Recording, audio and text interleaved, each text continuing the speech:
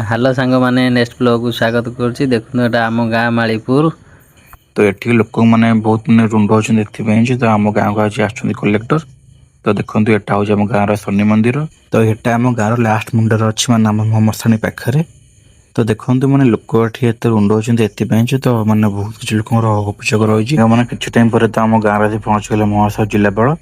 ତ ଆସନ୍ତୁ ଦେଖିବା ଯେ ଆଜି ଆମ ଗାଁରେ କଣ ହେଇଛି। ତ ଏଠି ମାନେ ଜିଲ୍ଲାପାଳ ଆମ ଗାଁକୁ ଆସିବାକୁ ବାଧ୍ୟ ହେଲେ। ସାଙ୍ଗମାନେ ତ ଏଟା ହଉଛି ଆମ ଗାଁର ଶନି ମନ୍ଦିର।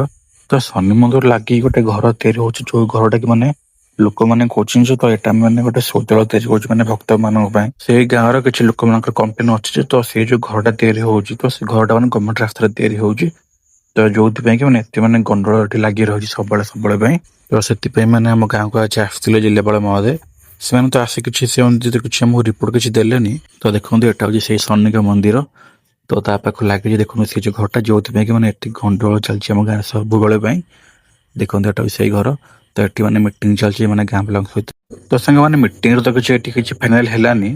ସେମାନେ କହିଲେ ଯେ ଆମକୁ ମାନେ ସବୁ କିଛି ରିପୋର୍ଟ ଯାଇ ଦେବେ ବୋଲି।